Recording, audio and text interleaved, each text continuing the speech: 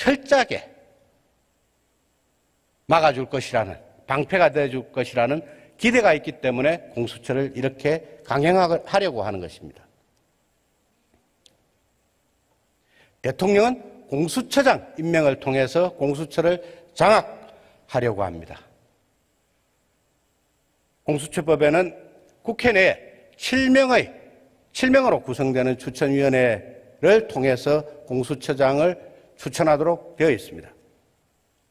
이 위원회가 2명을 추천을 하면 대통령은 그중 1명을 임명합니다.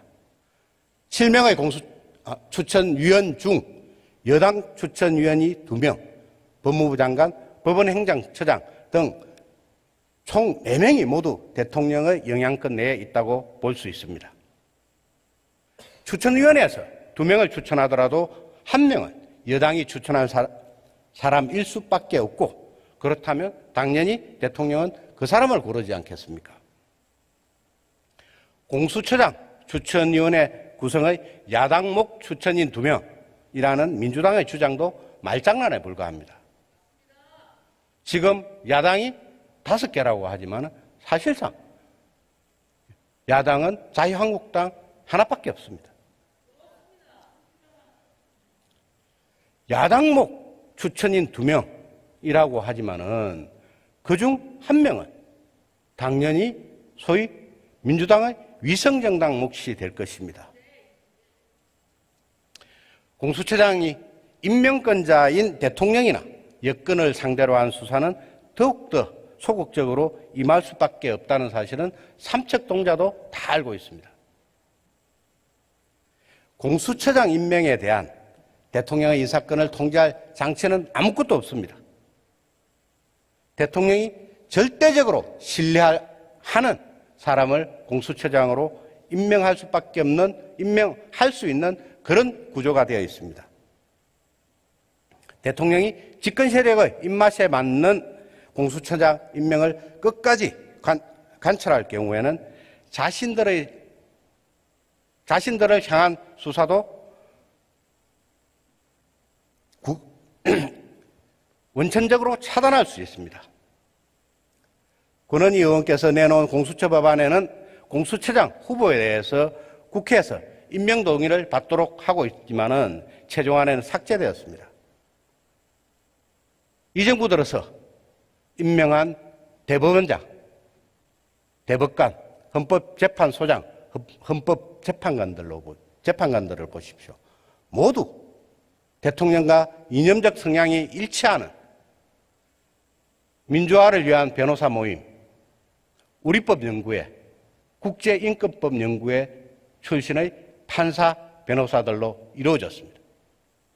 그러면 문재인 대통령은 과연 공수처장을 어떤 사람으로 임명할 것인지는 대법관 등을 임명한 전례에 비춰보면 명백합니다. 소위 국민들로부터 좌파라고 호칭되는 민주화를 위한 변호사 모임, 즉 민변 출신을 임명하거나 이념적 성향이 유사한 우리법연구회 출신의 공수처장을 임명할 것입니다. 공수처장 밑의 검사와 수사관도 역시 마찬가지일 것입니다. 공수처법 3조에 의하면 대통령이나 대통령 비서실 직원들의 경우에는 공수처의 사무에 관여할 수 없도록 규정하고 있습니다. 그러나 이는 대통령의 인사건으로 인해서 대통령이나 대통령 비서실의 공무원의 불간섭 원칙은 운영 과정에서 유명무실할 수밖에 없습니다. 그것은 우리가 이미 울산시장 사건에서 살펴봤습니다. 청와대 민정수석실에서 첩보보고서를 만들고 그게 국가기관 간에 이루어진 공문을 통한 첩보 이첩 절차가 아니라 민정수석실 행정관이 경찰청으로 엄밀하게 전달해서 그것이 경찰청의 첩보인 것처럼 해서 울산경찰청으로 하달이 됐습니다. 사실상 청와대 하명 수사를 해서 우리 당의 울산시장 후보를 낙선시키는 선거조작 사건에서 이미 봤습니다. 공수처법 3조에도 불구하고 공수처가 설치가 된다면 대통령 비서실에서는 이러한 방법으로 대통령의 하명을 공수처에 전달하고 공수처는 대통령의 하명에 따라서 칼춤을 추게 될 것입니다. 진실로 검찰을 개혁하려면 검찰에 간섭을 안 하면 됩니다. 그리고 공수처는 필요 없다는 것은 이미 말씀드렸지만 설사 공수처가 설치된다면 대통령이 공수처장 임명권을 가지면 안 됩니다. 공수처 검사 임명 자격 요건을 완화해서 특정 집단의 변호사를 공수처 검사로 임용하고자 합니다. 공수처 검사의 자격 요건을 원안보다 완화시킨 것도 납득할 수 없습니다. 최종안은 공수처 검사는 변호사 자격 보유자 중 검사와 변호사 자격을 보유한 10년 이상의 경력자로 재판, 조사, 수사 업무를 5년 이상 수행한 사람이 하도록 정했습니다. 수사와 재판이 아닌 조사 경력이 5년이 있으면 공수처 검사가 되도록 한 것입니다. 이는 민변 출신 변호사들이 과거사위나 인권이나 세월호 특조위 등에서 활동해온 것에 착안을 해서 이 사람들을 염두에 두고 이 사람들을 공수처 검사로 임용하기 위한 포석입니다. 상식 있는 사람들은 정파적인 사람들이 대거 기용될 수 있게 된 만큼 수사기구 자체가 편향적일 수밖에 없다고 우려하고 있습니다. 수사 전문가가 아닌 사람이 수사를 하면 정치적으로 흐를 위험성이 있다는 것입니다. 또한 공수처 인원이 많지 않기 때문에 인사권자와 이해관계가 맞는 사람들만 골라서 임명하는 일이 충분히 가능합니다. 이러한 이유로 공수처 설치를 주장하는 권은희 의원조차도 검사의 자격 요건을 대폭 완화한 것에 대해서 자격 요건 자체가 아예 무너졌다. 왜 만드는지 모르겠다라고 말씀하신 바가 있습니다. 공수처 입법 과정에서도 심각한 위법성이 발견되었습니다. 4+1 협의체는 공수처법 상정 직전까지 구체적 내용을 공개하지도 않고 밀실에서 회의록조차도 남기지 않은 상태에서 수정안을 만들었습니다. 회의는 기본적으로 공개토록 한 헌법과 국회법 원칙에 어긋나는 것입니다. 법적 근거가 없는 4+1 협의체가 국회에서의 과반만 가지고 자신들이 원하는 모든 법안들을 통과시키는가 하면 원안과는 다른 법안을 수정안이라는 이름으로 밀어붙이고 있습니다. 민주당과 그 위성정당들은 애초 패스트트랙으로 올린 선거법과 공수처법 원안 대신 밀실에서 자기들 마음대로 고친 수정안을 본회의에 올려 처리했고 하려고 하고 있습니다. 이는 여야가 다투는 쟁점 법안은 제적 5분의 3 이상의 찬성을 얻도록 한 국회법의 취지, 즉 신속 처리 안건 제도를 정면으로 거스르는 것입니다. 공수처법 수정안이 원안의 취지와 크게 차이가 안 나는데, 그러니까 패스트트랙에 올린 법안과 다른 법안이기 때문에 이것도 역시 다시 패스트트랙에 올려야 하는 것입니다. 특히 공수처법 수정안 24조 2항에 규정되어 있는 통보조항은 기존의 패스트트랙 안의 중대한 내용을 변경하는 수정안입니다. 그렇기 때문에 수정의 한계를 벗어났습니다. 맞습니다. 그뿐 아니라 위 조항은 사개특위나 법사위에서 단 한 번도 공식적으로 논의가 된 적도 없고 제안조차 된 적이 없습니다. 그런데 4+1 협의 과정에서 갑자기 포함이 됐습니다. 이러한 수정안의 성안 과정은 그 중대성을 고려할 때 통상의 법안 개정 절차와 비교해 보더라도 절차상 심각한 위법에 해당합니다. 그런데도 민주당은 국회 본회의에서 수정안을 먼저 표결에 붙인다는 국회법의 맹점을 이용해서 공수처 법안을 가반의 찬성으로 통과시키려 하고 있습니다. 이는 수정안은 원안의 취지 및 내용과 직접 관련이 있어야 한다는 국회법 제95조 제5항에 반하는 것입니다.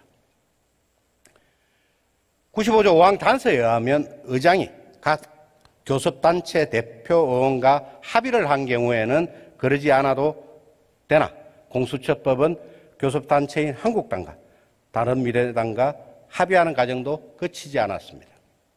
즉 공수처 수정안은 수정안의 한계를 넘었을 뿐만 아니라 사개특위 법사위에서 공식적으로 논의조차 되지 않은 사항이 4+1 협의 과정에서 갑자기 포함된 것들로 이러한 성안 과정은 그 중대성을 고려할 때 통상의 법안 개정 절차와 비교해 보더라도 절차상으로는 심각한 위법입니다.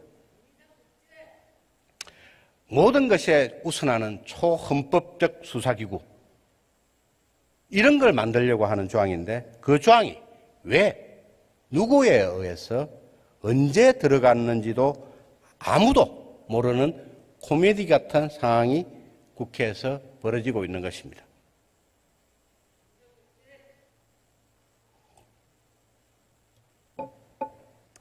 가장 큰 독소조항인 통보조항에 대해서 말씀을 드리겠습니다.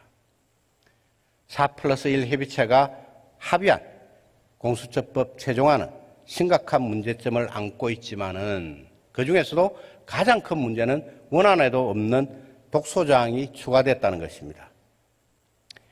24조 2항은 다른 수사기관이 수사를 하는 과정에서 고위공직자 범죄를 인지한 경우 그 사실을 즉시 수사처에 통보해야 한다 라고 되어 있고 제4항은 처장은 통보를 한 수사기관의 장에게 수사 개시 여부를 해야 한다 라고 규정하고 있습니다. 이 고위공직자 범죄를 인지한 경우가 어떤 경우이겠습니까? 검찰이 기업 비리를 수사하다가 기업의 돈이 또는 기업가의 돈이 고위공직자에게 흘러갔다라고 판단을 했을 때 제일 처음 하는 조치가 압수수색입니다. 압수수색을 하려면 소위 검찰 실무적으로는 범죄인지서를 작성을 해야 압수수색영장을 청구할 수가 있습니다.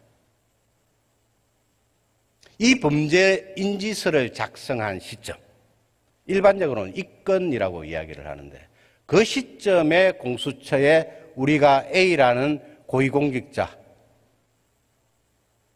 수사하고 있다라고 공수처에 통보해야 된다는 주장입니다. 그런 내용입니다.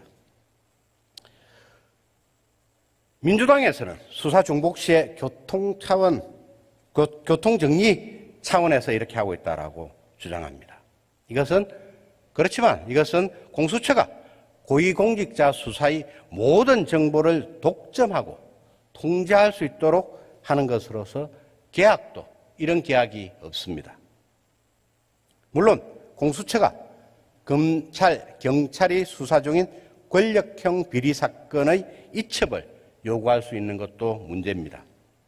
이 경우에 여러분들께서 목격하신 조국 사건, 청와대 울산시장 하명수사 의혹 사건, 유재수 감찰 무마 사건 등을 공수처가 모두 가져갈 수 있게 됩니다.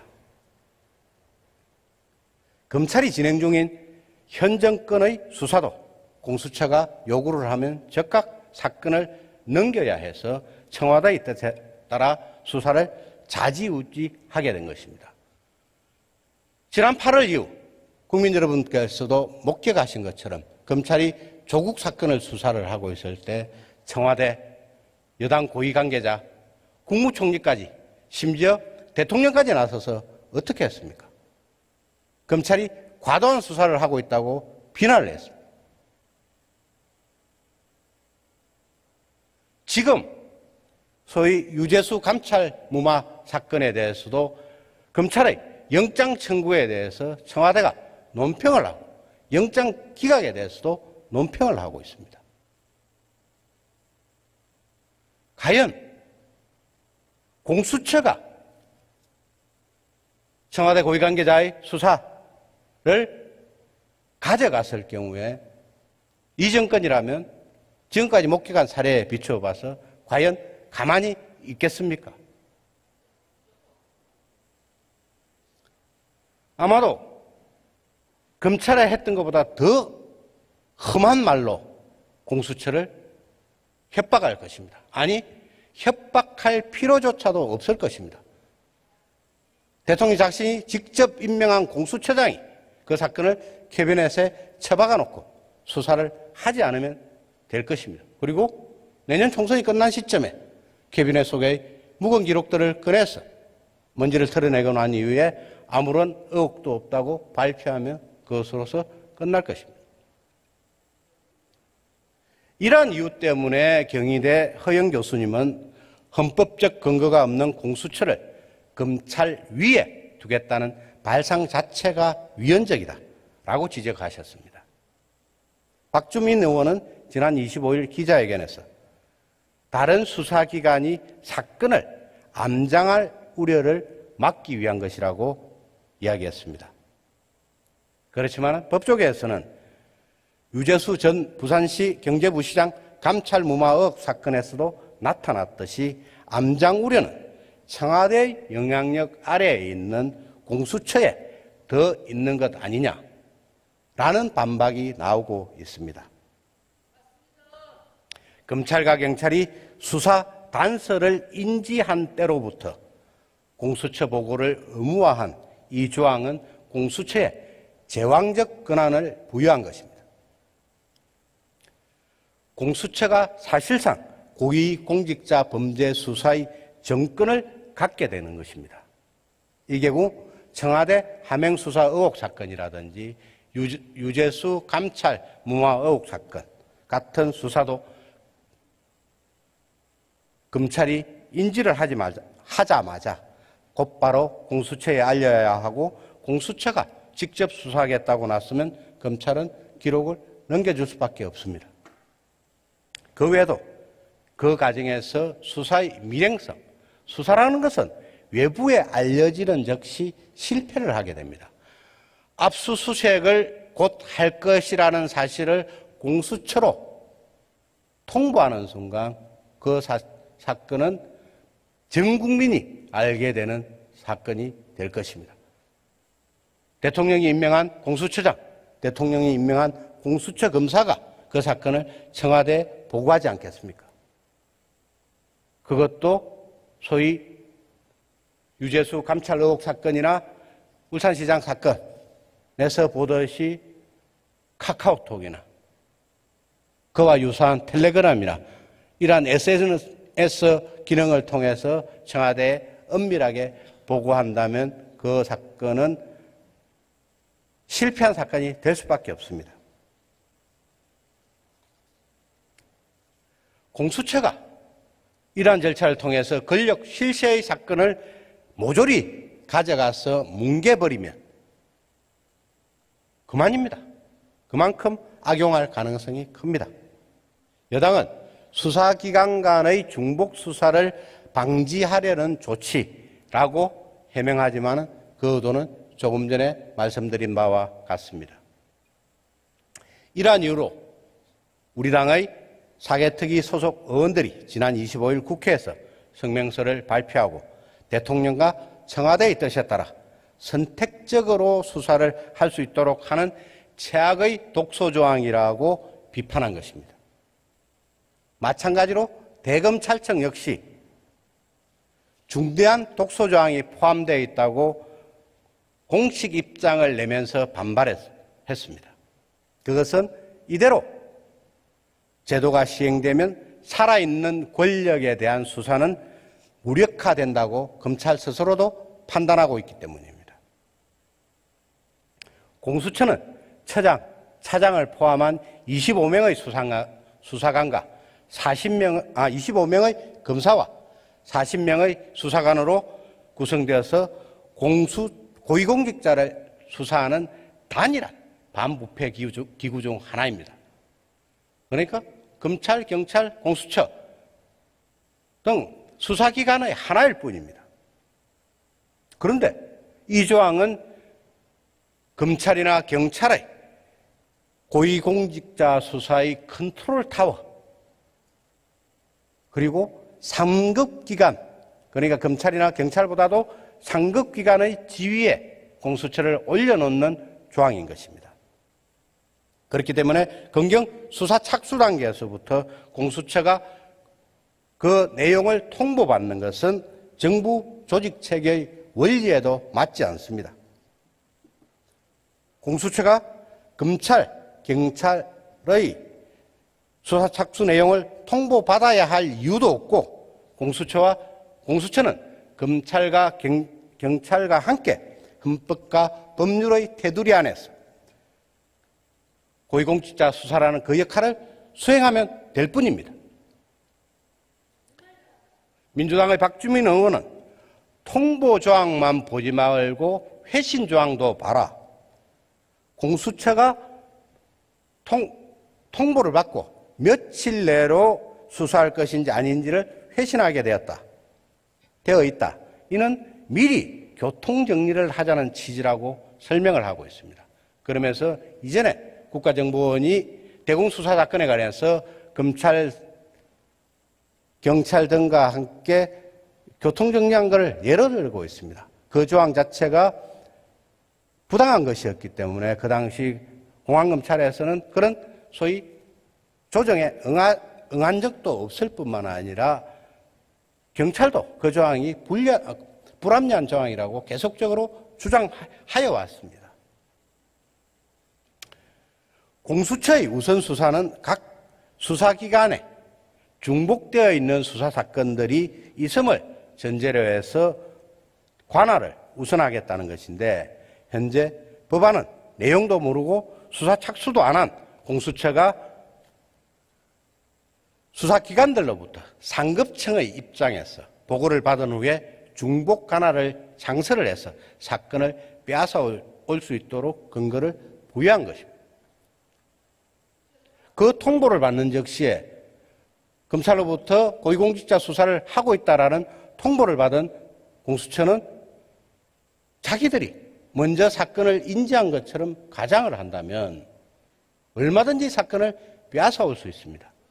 그리고 나서 현 정권에 대한 수사는 캐비넷 속에 집어넣어 버리고, 야당에 대한 수사는 적법 절차를 넘어서 과다하게 수사를 해서 야당 죽이기 수사에 매진할 것입니다. 현재 수사 구조상, 지금 현재의 형사소송법 체계상 검찰이나 경찰이 범죄를 인지했을 때 정보를 공유하도록 하는 규정 자체가 없습니다. 지금 형사소송법은 검찰을 수사의 주재자로 규정을 하면서 경찰은 검찰의 수사 지휘를 받도록 규정하고 있습니다. 수사 지휘를 받는 경찰조차도 자기들이 어떤 사건을 수사하고 있다는 것을 검찰에 통보하지 않고 있습니다. 그런데 상하관계가 아닌 검찰과 공수처, 경찰과 공수처로 하여금 일방적으로 고위공직자 사건 수사를 공수처에 통보하도록 하는 것은 결국 상하관계를 창설하고, 이를 통해서 정권 핵심 인사들의 수사를 막도록 하는 조항이다라고 할 수밖에 없습니다.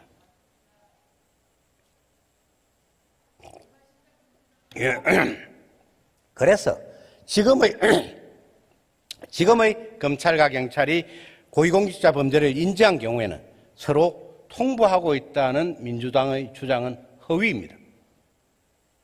나아가 4+1 협의체는 기자회견을 열고 중복된 수사기관의 인력과 수사력이 낭비되거나 서로 혼선을 초래하지 않도록 초반에 정리하자는 취지, 현실적 어려움을 타개하고 공수처 기능을 원활하게 하자는 취지, 어떤 그런 취지일 뿐이지 어떤 정치적 의도와 목적은 없다라고 주장을 합니다.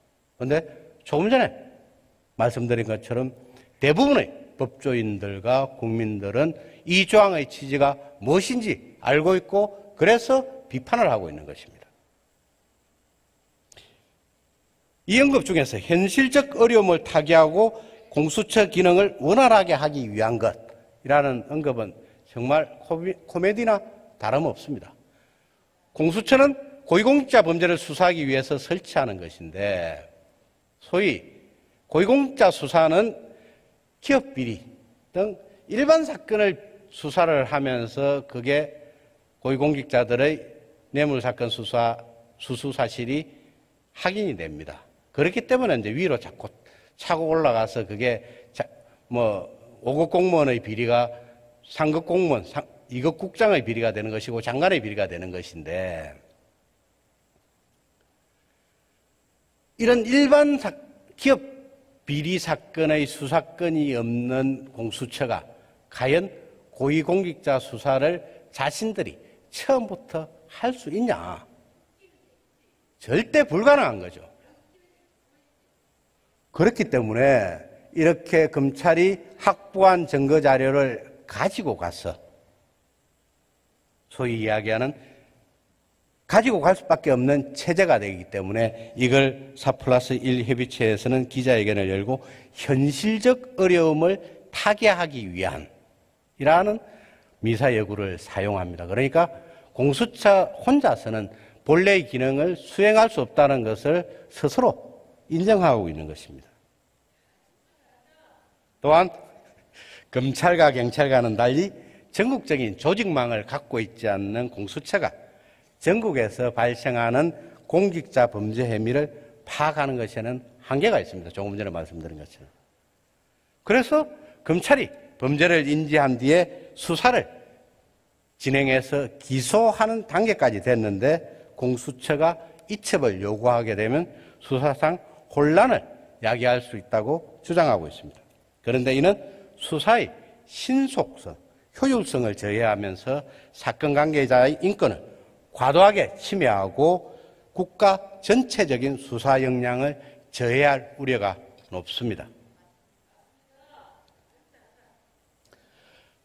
압수수색 전 단계인 수사 착수부터 검찰이 공수처에 사전 보고를 하게 되면 공수처가 하고 싶은 사건만 골라서 이첩받아서 야당, 인사, 정권의 반대파에 대해서는 과잉 수사를 하고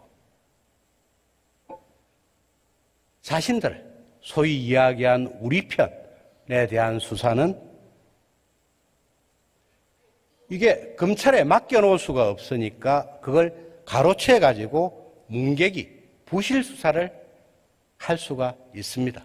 아니, 이렇게 수사를 하기 위해서 공수처를 설치하려고 하는 것입니다. 한 고등법원 부장판사께서 지적하신 것처럼 수사라는 것은 비밀리에 자료를 갖추고 시작하는 건데 수사 착수 단계부터 보안이 세면 검찰이 제대로 수사할 수 있는 환경이 만들어지지 않을 것이라고 지적을 했습니다. 대통령의 공수처장 임명권이 형식적인 것이므로 수사 상황 누설 위험이 없는 것이 아니라 공수처에 보고하는 것 자체가 문제이고 누설 위험의 주체는 공수처 내의 처장, 차장, 검사, 수사관, 일반 사무직원까지 굉장히 거의 100명에 가까운 사람들로부터 수사는 온 세상에 퍼져나갈 것입니다. 정석 한국형사소송법 학회 회장은 이렇게 말했습니다. 당초 법안 취지는 검찰과 공수처 간 견제로 국가부패 총량을 줄이는 것인데 현 법안은 사실상 검찰의 공직자 감시 기능을 무력화시키는 것이고 두 기관 간 권한 다툼 문제가 발생하고 공무원에 대한 검찰 수사 시에 공수처가 가져와서 사건을 묻어버릴 수 있다라고 지적하고 있습니다. 이러한 이유로 법조계에서는 대통령에게 인사권이 있는 공수처가 대다수 여당 쪽인 공무원에 대한 수사를 독점하면 정치적 중립성을 훼손할 수 있다고 우려하고 있습니다. 수차 말씀드린 것처럼 유재수 전 경제부시장의 감찰 무마 사건이나 김기현 울산시장에 대한 하명 수사 의혹도 대통령의 지시를 받는 공수처가 가져가서 뭉개버리면 그만입니다. 원래 공수처는 검찰개혁의 일환으로 사법사무에 대한 견제 차원에서 논의되던 것이었습니다. 그 대상을 대통령, 국회의원으로 확장하면서 공수처가 우선적 관할권을 갖겠다고 했을 때부터 그 의도가 의심스러울 수밖에 없었습니다. 그런데 수사 착수 시 통지를 강제하는 조항을 넣은 이번 수정안을 보니까 결국은 그 불순한 의도가 명백해졌다라고 할 수 있습니다. 적은 수사 인력으로 미행이나 사찰이 아니면 공직자 수사를 할 수 없다는 것은 처음부터 분명했습니다. 말 잘 듣는 경찰 등의 수사기관은 그대로 수사하게 하고 지금처럼 말 안 듣는 검찰의 수사는 빼앗아가서 자기들의 입맛대로 수사하겠다는 의사를 노골적으로 드러낸 것입니다. 공직부패 수사 역량을 강화해도 모자랄 판에 통지를 강제하는 조항을 두게 되면 어느 기관도 나서서 수사하지 않을 것입니다. 공무원은 성취 욕구가 굉장히 강합니다. 특히 검사들은 더 그렇습니다. 내가 이 사건을 수사해서 고위공직자를 구속해서 유죄를 받는데 성공했다라는 그 자부심 하나를 가지고 밤을 새워서 검사들이 수사를 합니다. 맨날 며칠을 동원을 해서 비리기업가를 설득을 해서 비리공무원에 대한 사건을 진술을 하게 만듭니다. 검사의 신문기술이 고위공직자의 비리를 캐내는데 결정적인 역할을 합니다. 특히 금융실명제가 실시된 이후에는 통장에서 통장으로 금품이 전달되는 경우는 거의 없습니다. 그렇기 때문에 그런 조그만 단서를 통해서 고위공직자들에 대한 수사를 하게 되는 것인데 내가 이 사건을 이 기업가를 설득을 해서 고위공직자에 대한 비리에 대한 진술을 받아낸다고 하더라도 그 순간 이 공직자에 대한 사건은 공수처로 보내줄 수밖에 없다라고 했을 때 어느 검사가 몇날 며칠을 동원해서 고위공직자 비리의 단서를 캐내려고 할 것입니까? 이런 통지제도 자체 그리고 수사 이첩제도 이첩 요구권 자체가 소위 부패 수사를 불가능하게 하는 제도다 라는 것입니다. 결국은 이 정권이 공수처를 설치하려는 의도는 명백합니다. 자기 편에 대한 검찰의 수사 자체를 불가능하게 하는 것. 그리고 검사들이 그런 마음조차도 먹게 하지 못하도록 고위공직자 비리수사, 범죄수사처를 설치하고자 하는 것입니다. 만일 고위공직자에 대한 비리를 수사하는 수사기관을 늘리려고 한다면 각 수사기관이 경쟁적으로 공직자 수사를 하게 하고 강제 수사에 먼저 착수한 기관, 그러니까 뭐 금융계좌 추적을 했다든지 압수수색을 먼저 한 기관에 대해서 우선권을 부여하면 됩니다. 그런데 그렇지를 않고 소위 검찰이나 경찰이 수사에 착수하는 즉시 공수처에 통지를 하도록 강제하고 공수처에서 수사 여부를 먼저 결정하도록 하게 하는 것은 여당의 불리한 수사를 막겠다는 불순한 의도가 분명하다라고 다시 말씀드립니다. 검찰개혁이라는 미명하에 검찰의 수사를 받지 않도록 하겠다는 것입니다. 또한 민주당에서 주장하는 것처럼 사건 암장 우려가 있기 때문에 통지를 강제해서 공수처가 우선하여 수사 착수 여부를 결정하겠다고 민주당은 주장하고 있습니다. 그렇다면 이것은 결국 수사기관들의 수사 동력, 의혹을 떨어뜨려서 사건이 암장되는 것이 아니라 공직부패 전체를 암장시키는 결과를 낳게 됩니다. 조금 전에 반대 연설을 하신 권원희 의원조차도 원안과 확연하게 달라진 수정안을 공개적으로 비판하고 있습니다.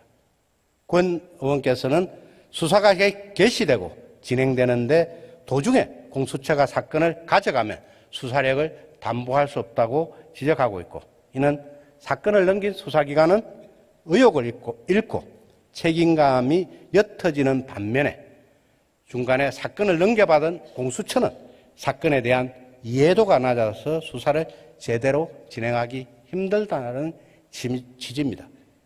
저는 검사 생활을 24년간 했습니다.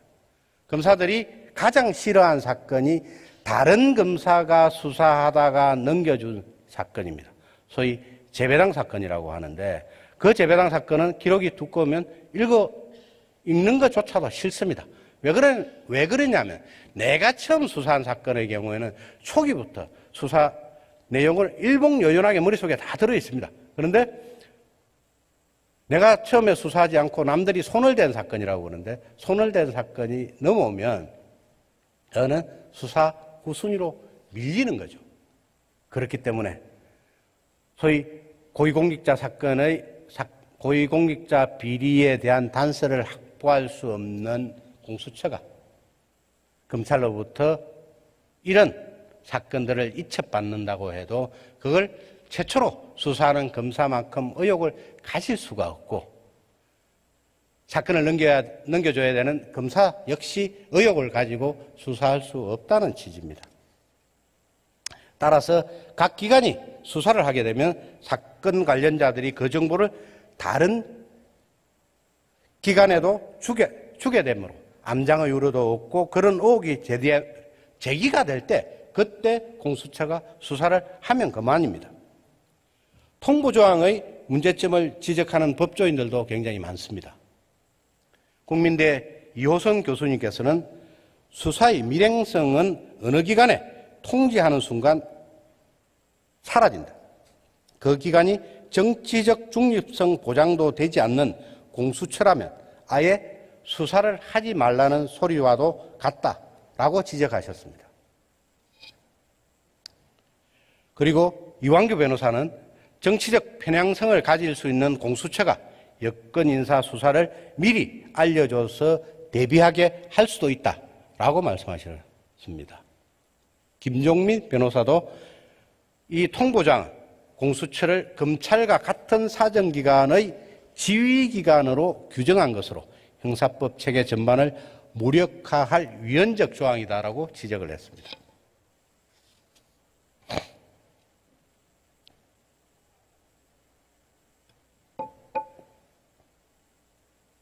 공수처법 수정안은 헌법이나 법률에 위반해서 공수처에 규칙 재정권을 부여하거나 검사와 수사관의 자격 등을 규정하고 있습니다. 공수처의 규칙 재정권, 검사와 수사관의 자격, 다른 수사기관과의 관계 등은 국민의 권리와 의무에 관한 사항으로 헌법이나 법률에 그 근거 규정이 있어야 합니다. 헌법상 규칙 재정권이 있는 국가기관은 국회, 법원, 헌법재판소, 중앙선거관리위원회 뿐입니다. 이들 기관은 법률에 저촉되지 않는 범위 내에서 내부 규율과 사무처리에 관한 규칙을 제정할 수 있습니다. 즉 헌법은 113조 3항에서 헌법재판소 등 헌법상 독립기구의 조직 및 운영에 관한 사항을 법률로 규정하도록 하고 있습니다. 유한규 변호사가 페이스북에서 지적하신 바와 같이 갑자기 공수처 규칙 제정권이 등장했습니다. 고위공직자의 수사 및 기소를 관할하는 공수처 조직 및 운영에 관한 사항을 아무런 근거도 없이 공수처 규칙으로 정하도록 한 것은 공수처에 초헌법적 권한을 부여하는 것입니다. 공수처 검사의 임용 조건도 역시 마찬가지입니다. 공수처 검사의 조건에 대해서는 위헌 소지뿐만 아니라 법령 위반에 해당한다라는 지적도 나옵니다. 판사의 자격은 헌법 101조에서 법률로 정하도록 하고 있고 감사위원의 자격, 그러니까 감사위원의 자격조차도 또한 헌법 제100조에서 법률로 정하도록 규정하고 있습니다. 검사 또한 검찰청법에서 그 자격이 명확히 규정되어 있습니다. 검찰청법 29조는 검사의 임용 자격을 사법시험을 합격해 사법연수원을 수료한 사람, 변호사 자격이 있는 사람으로 규정하고 있습니다. 그런데 공수처 수정안은 조사 업무를 5년 이상 수행하면 검사로 임용할 수 있게 하면서 법령이 정한 검사 임용 자격을 무시했습니다. 수정안은 검사와 같은 역할을 하는 공수처 검사의 자격을 공수처장이 임의로 제정할 수 있는 공수처 규칙으로 정하는 것은 명백히 헌법에 위반됩니다. 도대체 정부 어느 기관도 법무부 장관이 자기 산하에 대검찰청을 두고 있다고 해서 법무부령으로 검사의 임용 자격을 규정하는 것이 말이 되겠습니까? 어느 장관도 이런 권한을 가진 사람이 없습니다. 국무총리 역시 마찬가지입니다. 그런데 오직 공수처에만 이런 특권을 부여하고 있는 것입니다. 무엇 때문에 공수처에 이런 특권을 부여하게 하겠습니까? 검찰과 경찰과는 달리 대통령 스스로 손에 쥐고 있는 칼이라는 것을 이 조항 자체로 인정한 것입니다. 그렇기 때문에 무소불위의 권력을 공수처에 부여하고 있는 것입니다. 공수처 법안은 헌법상 평등권을 침해합니다. 수사 대상자로서 일반 국민과 고위공직자를 차별하고 있습니다. 최준선 성균관대 로스쿨 교수는 이렇게 말했습니다. 고위공직자라고 일반 국민과 달리 다른 수사기관에서 수사를 받아야 한다는 것은 헌법상 평등권 위배 소지가 있다라고 지적을 합니다. 검찰 수사를 피하고 공수처 수사를 받는 고위공직자는 1등 시민,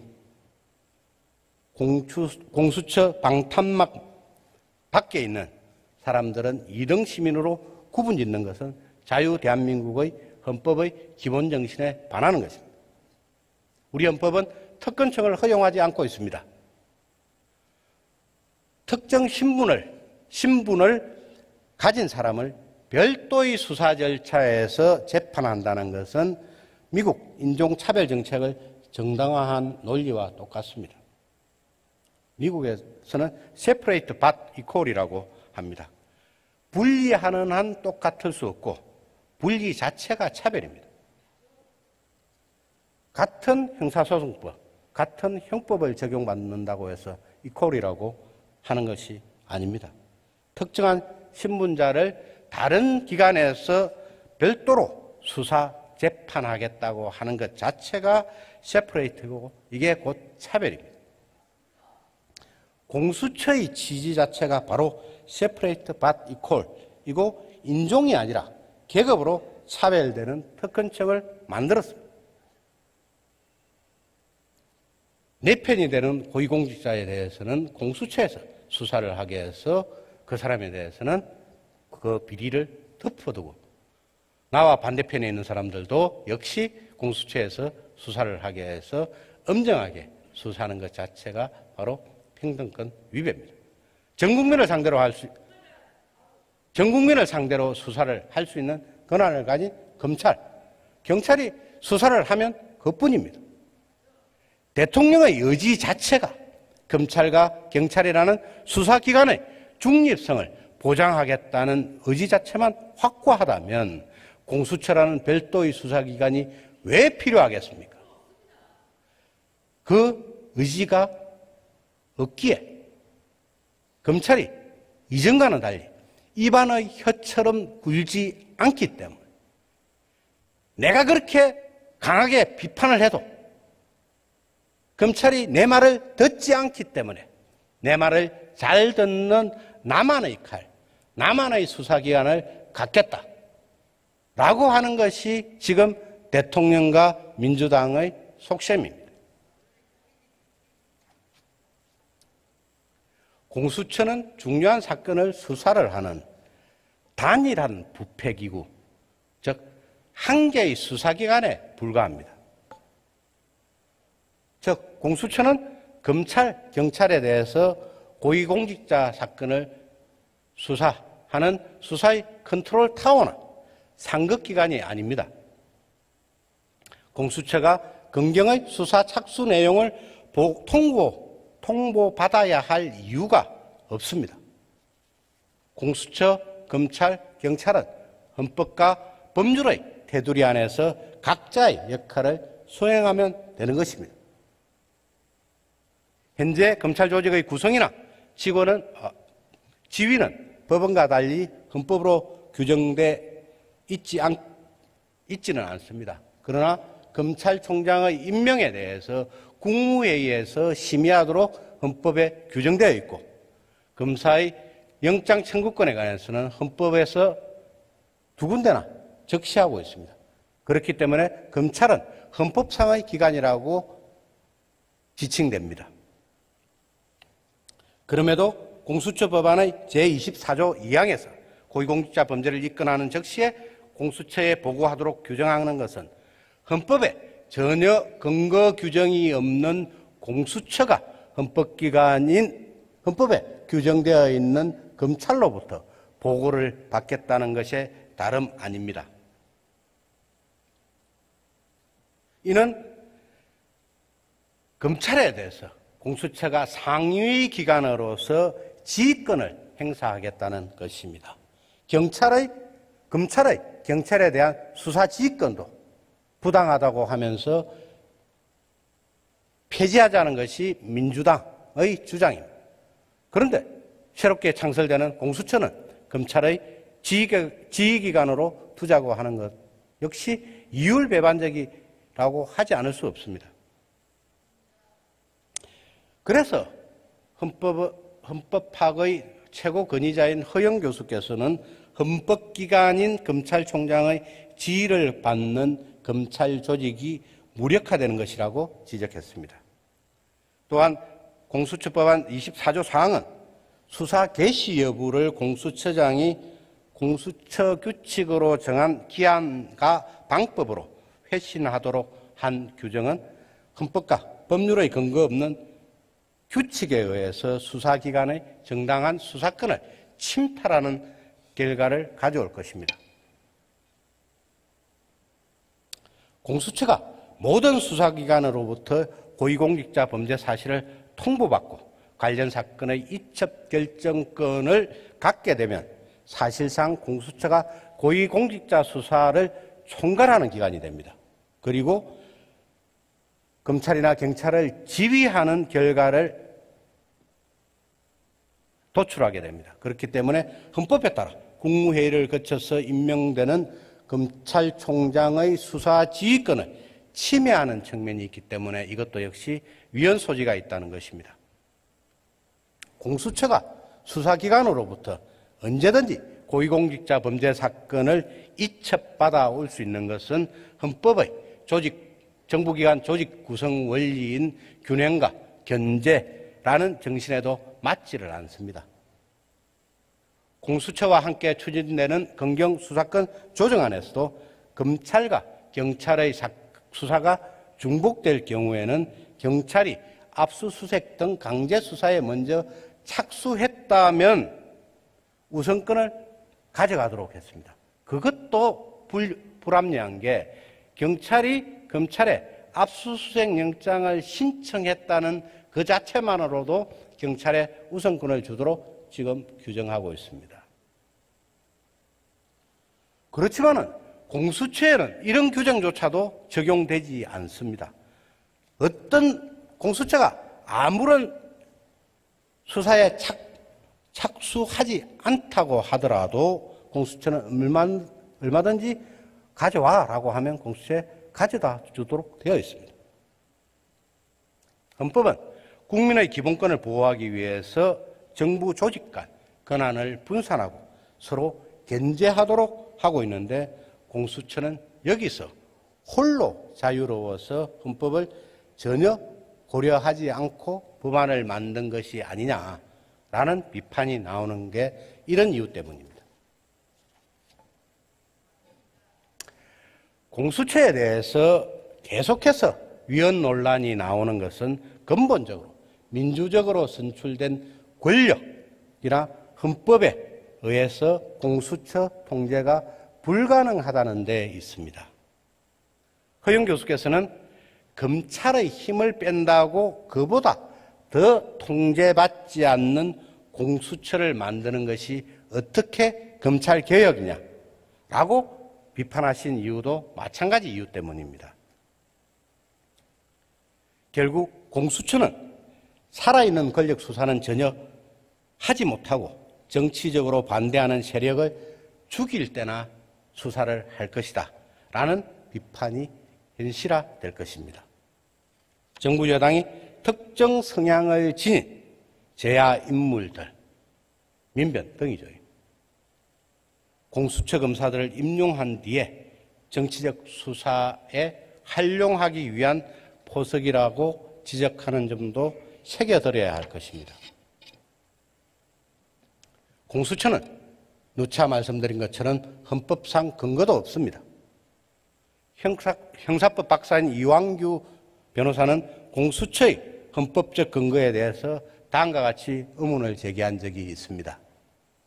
헌법은 국가 권력을 행정, 입법, 사법으로 나누어서 행정권은 대통령을 수반으로 하는 정부에 맡기고 행정부는 국무총리와 국무위원 그리고 국무회의, 행정각부로 구성이 됩니다. 공수처가 수사권이라는 전형적인 행정 권력을 행사하는 한 헌법이 규정하고 있는 이 조직 체계 안에 들어와야 됩니다. 수사권이라는 것은 대통령을 수반으로 한 행정권의 일환입니다. 그런데 이 사람들은 공수처는 입법, 사법, 행정 어느 곳에도 속하지 않고 독립하여 수사한다고 규정하고 있습니다. 그렇습니다. 바로 초헌법적 기관입니다. 그것도 행정기관입니다.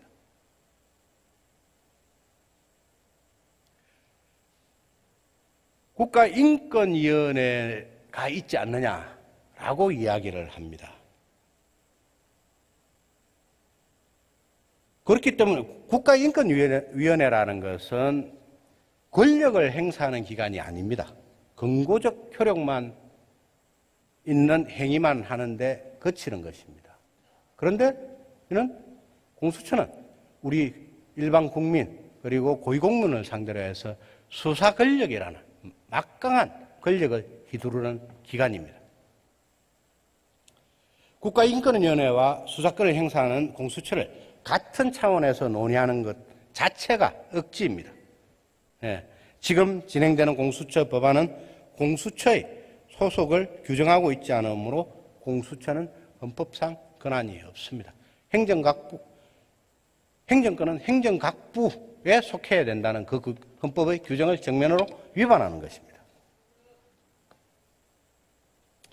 공수처에 대한 통제장치가 전혀 없다고 봐도 무방합니다.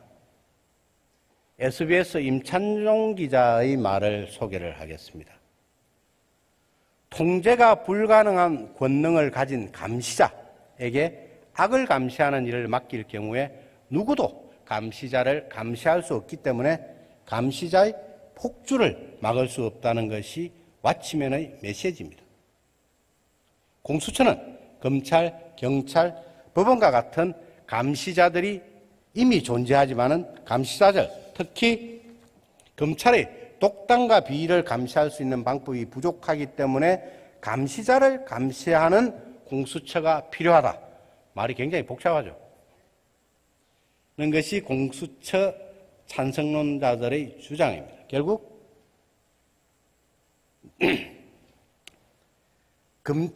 이 검찰을 감시할 수 있는 기관이 없다. 그랬기 때문에 검찰의 폭주를 감시하는 기구를 둬야 된다. 그 기구가 공수처라는 것입니다. 그런데 조금 전에도 제가 여러 번 말씀을 드린 것처럼 공수처는 검찰을 감시하는 기구로서의 역할을 하는 것이 아니라 검찰의 사건을 빼앗아가서 정권의 입맛에 맞는 수사를 하는 기관입니다. 그게 어떻게 해서 검찰의 감시자가 될 수 있겠습니까? 검찰의 감시자는 국민이고 우리 언론이고 그리고 형사소송법적으로는 법원이어야 합니다. 수사기관이 검찰을 감시하는 감시자가 될 수는 없는 것입니다. 그런데 이 검찰에 대한 감시자의 역할을 하는 감시자는 누가 감시를 하느냐 하는 명제가 더욱더 본질적이지 않겠습니까? 정치적으로 중립적인 방식으로 공수처장을 임명하는 절차가 마련된다고 하더라도 중립적으로 임명된 처장이 이끄는 공수처가 권한을 남용하고 폭주할 경우 누가 어떤 방식으로 공수처를 민주적으로 통제할 수 있는지에 대한 문제가 여전히 남습니다. 문재인 정부 중반을 지나면서 검찰개혁의 핵심적인 과제는 정치적 중립이 아니라 검찰에 대한 민주적 통제로 전환이 되었습니다. 문 대통령 본인의 말을 통해서도 이는 확인이 가능합니다. 11월 8일 날 문재인 대통령은 김호수 법무부 차관의 보고를 받는 자리에서 검찰의 정치적 중립성에 대해서는 상당한 수준을 이루었다라고 판단을 합니다. 이제 국민들이 요구하는 그 이후의 그 다음 단계의 개혁에 대해서도 부응해 주시기 바랍니다. 라고 주문을 했습니다. 9월 30일 날 조국 당시 법무부 장관으로부터 업무 보고를 받는 자리에서도 특히 권력기관일수록 더 강한 민주적 통제를 받아야 합니다. 라면서 검찰에 대한 민주적 통제를 강조했습니다. 그러니까 대통령께서도 소위 검찰개혁의 화두였던 검찰의 정치적 중립성 문제는 해결되었다고 본 것입니다. 물론 그렇지 않겠습니까? 검찰이 지난 8월 이후 살아있는 권력인 조국을 향해서 칼을 휘두른 걸 목격하신 이후에 하신 말씀이기 때문입니다. 공수처 법안에 담긴 공수처의 공소제기 여부를 심의 의결할 수 있는 일종의 견제기구로서 공수처의 무리한 기소를 막기 위해서 고안됐던 기소심의위원회 설치가 빠졌기 때문입니다. 공수처가 수사권과 기소권을 모두 가지고 공수처의 기소권의 오남용을 방지할 기소심의위원회마저도 백지화한 것도 법학자들은 납득하지 못하고 있습니다. 이런 상황에서 공수처의 수사 대상에 판검사 개인 비리 외에 직권남용, 직무유기 등까지 포함을 시켰습니다. 고위공직자의 부패 사건을 수사하기 위해서 공수처를 만들자고 하던 문재인 정권의 사람들이 부패 사건을 넘어서 공문서 위조 등 직무범 문제까지 포함을 시킨 것입니다.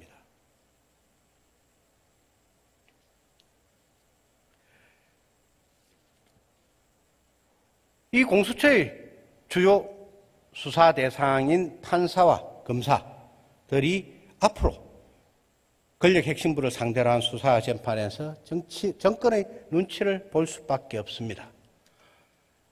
문재인 대통령께서는 시정연설에서, 그리고 이인영 대표는 어제 이런 말을 했습니다. 검사의 기소율이 0.1%밖에 안 되기 때문에 검찰을 견제하기 위해서 공수처를 설치해야 된다고 이야기를 합니다. 문재인 대통령께서 시정연설을 한 이후에 시정연설에서도 검찰의 제19 감사기를 막기 위해서 공수처를 설치해야 된다고 말씀을 하십니다. 국민 여러분, 지금 현재 검찰청에 소속된 검사는 2,200명 가까이 정도 됩니다.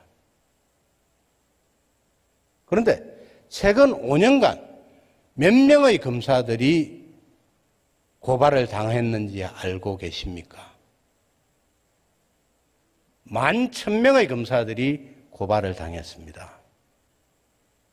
매년 검사 전체에 해당하는 검사의 정원 2,200명에 해당하는 검사들이 국민들로부터 고발을 당했다고 보시면 됩니다. 국민 여러분, 대한민국의 판사는 몇 명 정도 되는지 아십니까? 한 3,000여 명 정도 됩니다. 그런데 법원이나 검찰에 접수되는 판사에 대한 진정사건이 매년 몇 건 정도 되는지 아십니까? 3,000건이 넘습니다. 매년 검사든 판사든 그 정원만큼 고소고발을 당하고 있습니다. 왜? 검사는 사건의 당사자들이 있기 때문입니다. 검사가 수사하는 사건에는 고소인이 있고, 즉 피해자가 있고 가해자가 있습니다. 가해자는 자신을 재판에 회부를 하면 직권을 남용했다고 해서 검사를 고발을 합니다. 피해자는 자신의 피해를 구제해 주지 않았다고 검사가 수사를 제대로 하지 않았기 때문에 불기소 처분, 즉 기소를 하지 않았다고 해서 고발을 합니다. 직무유기로 고발을 합니다. 판사도 역시 마찬가지입니다.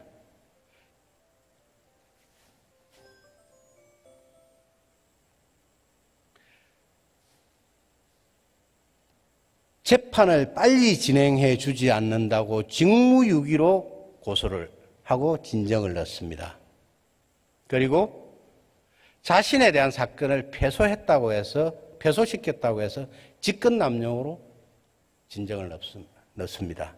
그렇기 때문에 매년 검사의 정원만큼, 판사의 정원만큼 고발이나 진정이 이루어지게 되는 것입니다. 그런데 이인영 대표께서 0.1%만이 기소되고 있다라고 주장하는 것이 통계상으로 맞습니다. 지난 5년간 기소된 검사는 11명이었습니다. 그중에서 2명 정도는 약식으로 기소된 것에 비추어봐서 아마 음주운전 사건 등으로 추정이 됩니다. 그렇기 때문에 10,000명 중에서 11명이 기소되면 0.1%의 기소율이 맞는 것입니다. 그런데 과연 국민 여러분께서 생각하시는 것처럼 2,200명의 검사들이 100% 기소, 40%가, 일반 국민들의 40%가 기소된다고 이인영 대표는 주장을 했습니다. 2,200명의 검사 중 40%에 해당하는 880명의 검사들이 매년 죄를 짓고 있다고 생각을 하십니다. 검사는 일반 공무원에 비해서 소위 청렴률이 굉장히 높습니다. 부패하게 되었을 때 감당할 수가 없다라는 것을 자기가 사건을 직접 수사하면서 봐왔기 때문입니다. 판사의 경우에도 역시 마찬가지입니다. 그렇기 때문에 검사의 범죄라는 것은 국민 여러분들께서 언론에서 보도된 것이 거의 대부분입니다. 언론에 보도되면 검찰은 자기 조직 감사기라는 제 식구 감사기라는 비난을 받지 않기 위해서 더 가혹하게 수사를 합니다. 그렇기 때문에 언론에 기소된 사건 대부분이 기소가 되었고 검찰은 나름대로 엄정하게 수사를 하고 있습니다. 검찰이 제 식구 감사기의 사례라고 대통령께서 직접 지시하신 김학의 차관 사건은 어떻습니까? 김학의 차관 사건의 경우에는 2차례에 걸친 검찰 수사, 그리고 그 이후 대통령의 직접 수사에 의해서 검찰이 새롭게 수사를 해서 이전에 소위 성폭행 사건에 대해서는 혐의없음 기소를 하지를 못하고 뇌물 사건으로 기소를 했지만 그마저도 법원에서 무죄가 선고되었습니다. 그렇기 때문에 검찰을 통제하기 위해서 공수처를 설치한다라는 문재인 대통령의 주장은 쉽게 납득할 수 없는 것입니다. 검찰을 수사하기 위해서는 검사만을 수사하는 기구를 만들면 되는 것입니다. 그게 꼭 필요하다면. 그런데도 이 안은 검사와 판사에 대한 기소권, 수사권과 기소권을 모두 공수처에 두고 있습니다. 이는 검사와 판사들을 겁을 먹게 하려고 하는 의도밖에 없는 것입니다.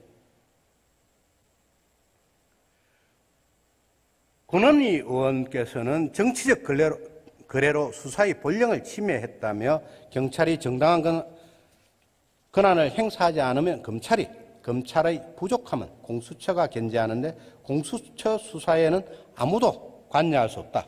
정권의 의도에 따라서 무소불위의 권한을 누릴 것이라고 우려했습니다. 이어서 마땅히 수사할 만한 사안을 공수처가 무혐의로 종결하면 비리는 그대로 적발될 가능성이 농후하다고 지적을 했습니다.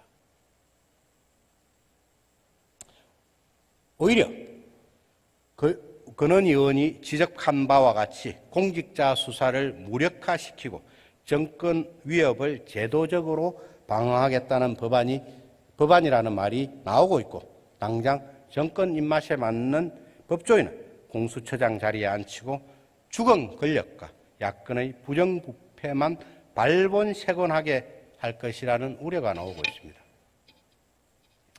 공수처의 제왕적 권한은 검찰의 독점적 직접 수사권에 비해서 청와대의 하명수사 등 살아있는 권력에 대한 약한 검찰의 병폐를 개선하고 기관 간 견제와 감시를 강화할 목적으로 진행되는 공수처의 설치 취지와도 맞지를 않습니다. 다시 출발점으로 돌아가 보겠습니다. 검찰개혁은 비대한 검찰 권력을 견제하고 청와대의 하명수사 등 살아있는 권력에 약한 검찰의 병폐를 개선하면서 기관 간의 견제와 감시를 강화하려는 고민에서 시작됐습니다. 그런데 현재의 공수처 수정안은 공수처를 견제와 균형의 원리 바깥에 두자는 것으로밖에 볼 수 없습니다.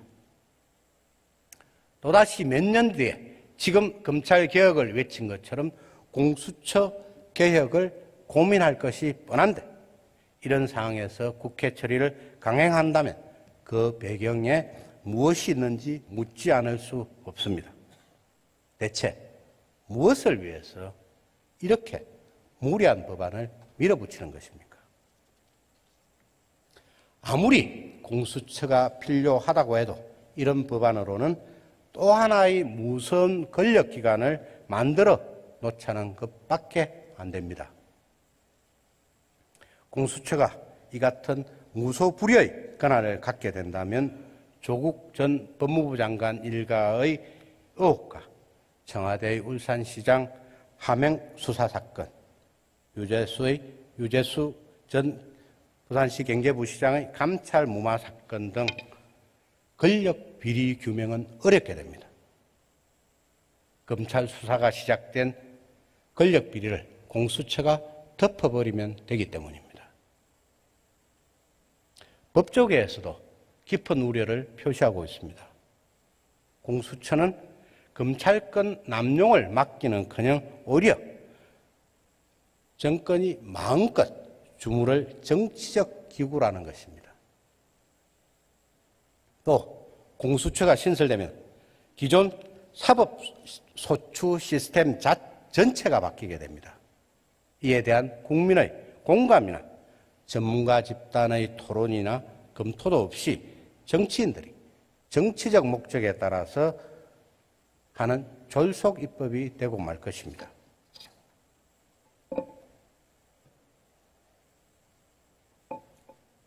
그런 의원의 지적처럼 수정안은 공수처 구성원을 검사 25명 이내, 공수처 수사관 인원을 40명 이내로 정해서 원안과 검사 인원은 같고 수사관 인원만 30명에서 40명으로 정원을 했습니다. 그런데 여전히 부패 사건을 주로 수사하는 중앙지검 특수부 2개 안팎 정도에 불과해서 제대로 된 수사는 불가능할 것입니다. 이런 구조라면 공수처가 수사를 하는 방법은 하나밖에 없습니다. 특정 인물을 토대로 해서 불법으로 미행을 하거나 사찰을 해서 수사 자료를 축적하거나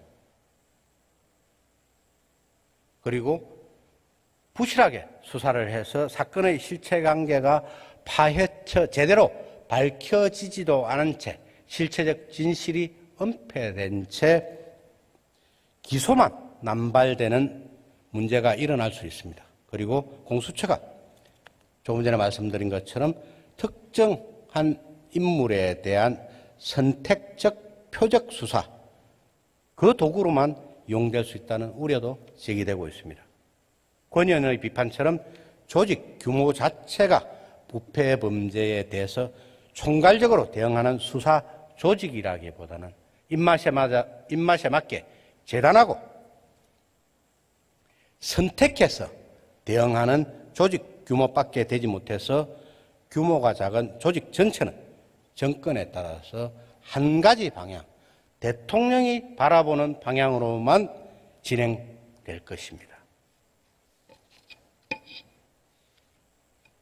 수정안 통과는 공수처와 검찰 간 갈등의 수사를 통해 검찰 간의 갈등이 수사를 통해서 표면화될 경우에는 사회적 혼란을 야기할 우려가 높습니다. 검찰은 공수처 검사를 직권 남용 등 혐의로 수사를 할 수가 있습니다. 반대로 공수처는 검사를 수사하는 방식으로 권력기관 간의 다툼이 일어날 소지가 충분히 있습니다. 사실상 공수처 검사나 수사관에 대한 검찰의 견제 수단이 전무하다는 검찰의 우려가 나오는 이유입니다. 이 권력 다툼은 최소화해야 되기 때문입니다. 권은희 의원이 공수처 수사를 무력화시키고 정권 위협을 제도적으로 방어하겠다는 법안이다 라고 하는 이유가 여기에 있습니다.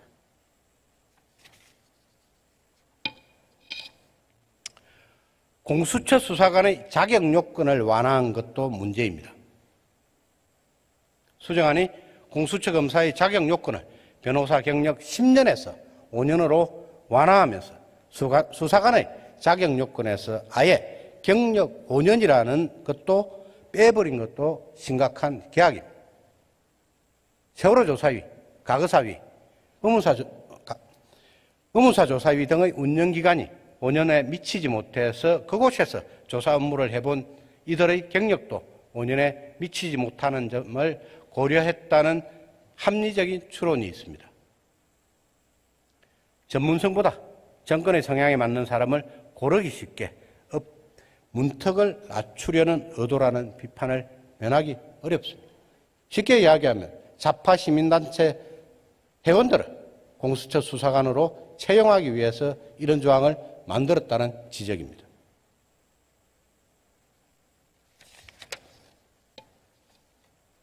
지금까지 말씀드린 것처럼 현재의 공수처안은 정의는 하나뿐이고 절대선인 당의 영도하에 수사권도 독재 보위기구가 독점해야 된다는 사고에서 출발한 것으로 보입니다. 만일 독일에서 이런 기구를 추진했다면 나치의 게시타포 재건 음모라고 보아 국가반역죄로 처벌할 것입니다.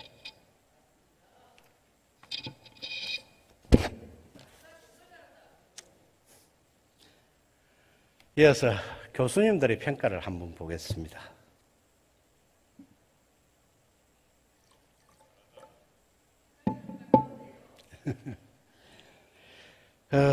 중앙대학교 법학전문대학원의 김성천 교수님께서는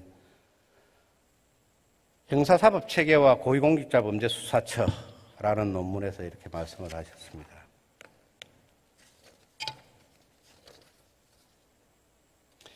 공수처 도입론의 논거라는 제목하에 공수처를 설치해야 한다는 주장의 논거는 대략 검찰 조직이, 첫 번째는 검찰 조직이 고위공직자 범죄를 엄정하게 수사할 수 없는 내재적 한계를 가지고 있다.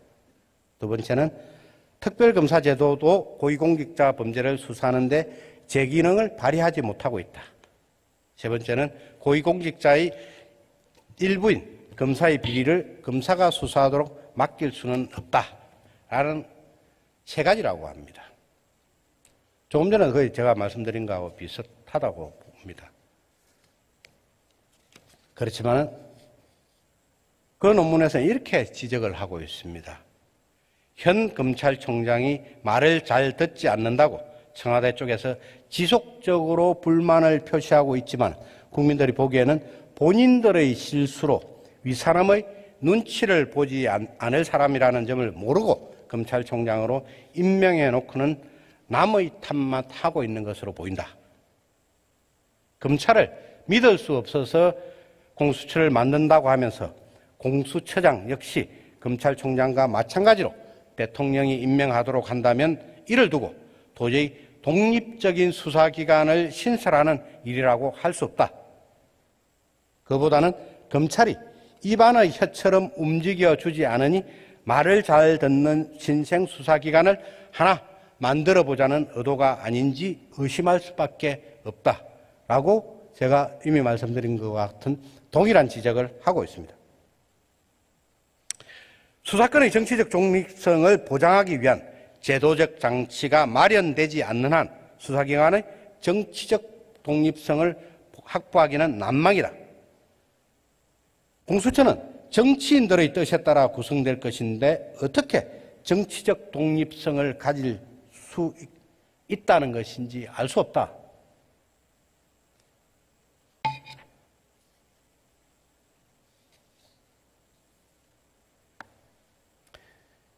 공수처는 검찰이 말을 안 듣는다는 현 정권의 불만을 기반으로 구성되는 상황에서 정치적 종속성이 심각하게 문제가 될 가능성이 농후하다라고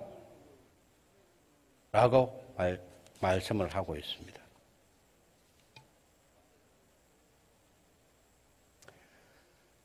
공수처장을 임명할 때 국회에 설치된 수사처장 추천위원회의 추천을 받아서 임명을 하도록 규정하고 있습니다.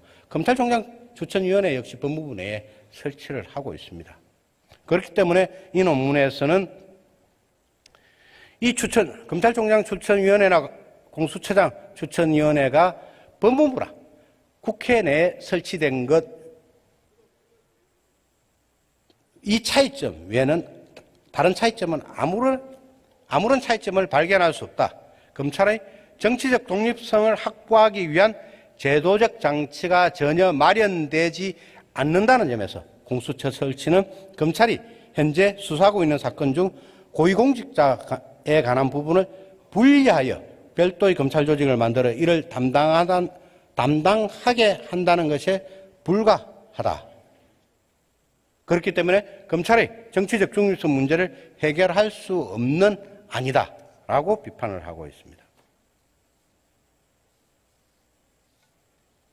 검사에 대한 수사를 담당할 검사가 필요하기 때문에 공수처를 설치해야 된다라고 주장하는 것에 대해서 검사가 혐의를 발견하면 수사를 개시할 법적 의무를 부과하고 그 의무를 아예 이행하지 않거나 이행하더라도 제대로 이행하지 않는 경우에는 형사처벌을 함으로써 수사 의무의 실효성을 확보해야 될 것이다.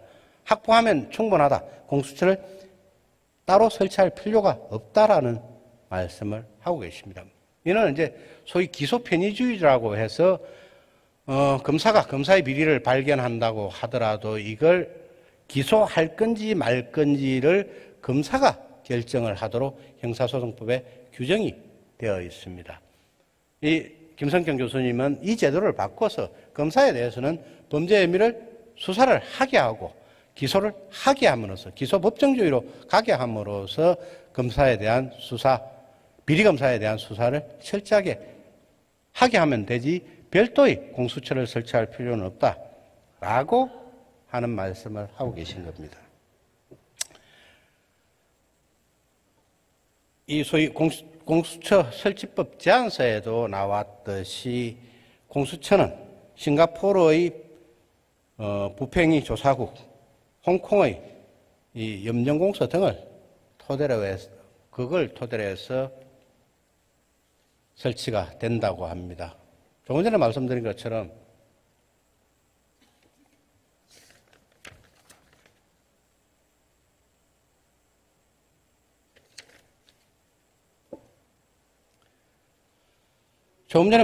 것처럼 싱가포르나 홍콩은 도시국가입니다.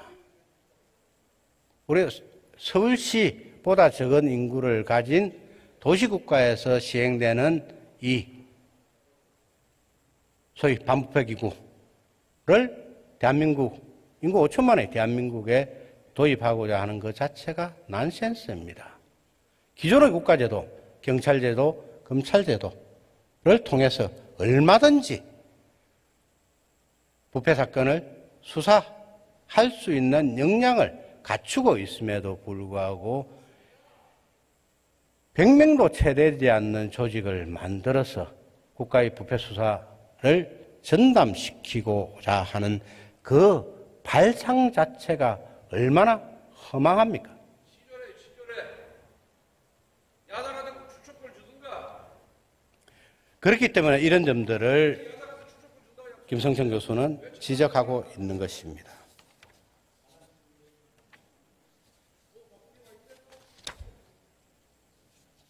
그 외에 다른 검사님들도 역시, 다른 교수님들도 충북대학교 송태영 박사님도 역시 동일한 지적을 하고 있습니다. 송태영 박사님께서는 공수처는 대통령의 통치기구화 될 수 있다. 네. 그리고 공수처는 대통령의 무능과 직무유기를 자인하는 옥상옥의 기구다.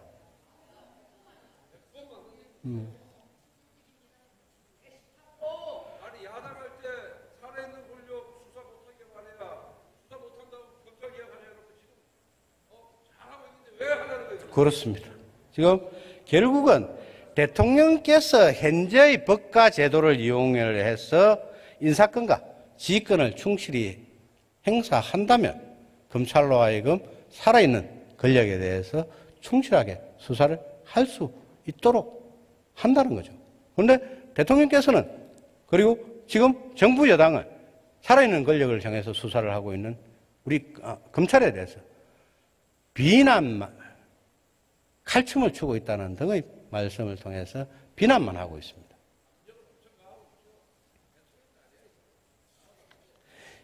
결국은 공수처를 설치하고자 하는 대통령의 의도나 민주당의 의도는 현행 형사사법제도를 부정하면서 편법을 쓰기보다는 개혁을 통한 사법정의에 더 힘써야 된다라는 걸로 이 논문을 지적하고 있습니다.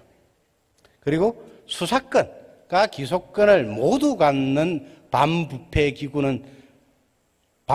기구를 두고 있는 국가는 단 한 군데도 없다라고 하고 있는 것이죠. 그리고 또 이 논문에서는 공수처는 사법체계 자체를 무력화시킬 수 있다고 지적하고 있습니다. 또 이 논문에서는 공수처가 문재인 정권의 정권 안정판과 야당 탄압, 정치 공작기구로 작동돼서 좌파 정권의 장기 집권의 도구가 될 수 있다라고 지적하고 있습니다. 결국 정권에 의해서 정파적인 법 적용 집행이 가능하다는 것입니다. 이 법이 국회에서 통과된 후에 부칙의 규정에 따라서 6개월 후에 출범을 하게 되면 적어도 공수처장의 임기는 임기 3년 동안은 문재인 정권의 인사권으로 세팅된 공수처가 문재인 정권에 의해서 문재인 정권의 정파성이 작동할 수 있다. 이는 2020년 7월부터 2023년 6월까지의 3년 동안은 공수처가 문재인 정권의 옹호와 퇴임 후 안전판의 도구가 될 가능성은 열려있다라고 교수님이 지적하고 있는 것이죠. 제가 이미 제 말씀에서도 지적한 바와 같습니다.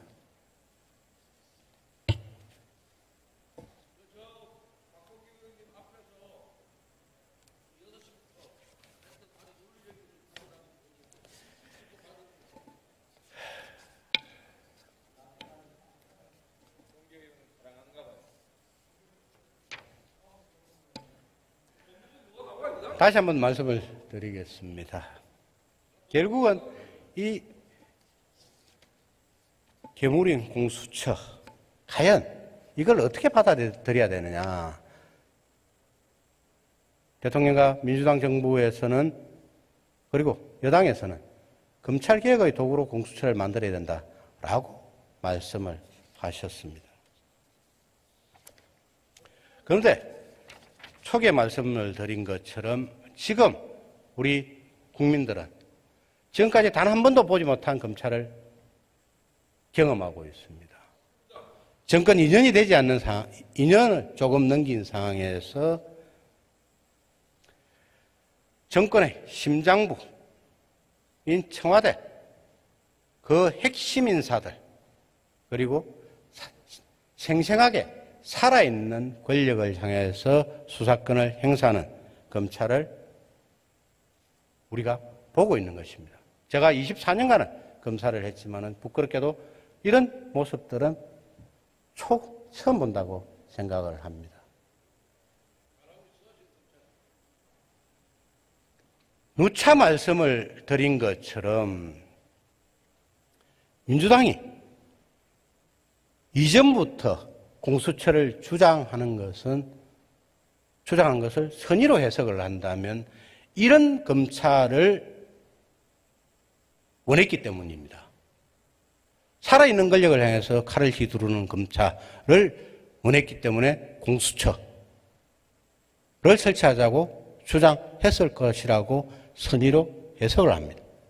대통령께서도 윤석열 총장을 임명하면서도 역시 같은 말씀을 하셨습니다. 대통령의 말씀은 그리고 민주당의 의도는 표면적으로는 이런 검찰을 원했기 때문에 공수처를 설치해야 된다. 검찰이 지금까지 단 한 번도 살아있는 권력을 향해서 수사를 한 적이 없다. 살아있는 권력에는 한없이 약하고 죽은 권력에 대해서는 한없이 가혹했다. 그 대표적인 사례가 노무현 전 대통령에 대한 수사다라고 생각을 하셨기 때문에 이런 공수처를 원하지 않았겠습니까? 그런데 지금의 검찰은 대통령과 민주당이 원하는 방향의 수사를 하고 있습니다. 이토록 간절하게 이러한 검찰을 원했는데 지난 8월 이후에 대통령과 정부 여당은 어떤 검찰에 대해서 어떤 반응을 보였습니까? 조국 전 민정수석에 대해서 수사하고 있는 검찰을 향해서 칼춤을 춘다는 표현을 써가면서까지 검찰 수사를 억누르기 위해서 총동원이 되었습니다. 더구나 조국 전 민정수석에 대해서 검찰이 최근에 영장을 청구하는 단계에 이르자 청와대가 그 사람이 민정수석 시절의 업무에 관한 일로 영장이 청구되었다는 이유로 논평을 합니다. 변호를 합니다. 그것도 거짓말로 변호를 합니다. 이것은 영장을 심사하는 판사에게 가이드라인을 제공하고자 하는 의도 외에 그 무엇이 있었겠습니까? 그러니까 판사는 범죄는 인정된다고 하면서도 사안의 중대성을 들어서 영장을 기각을 합니다.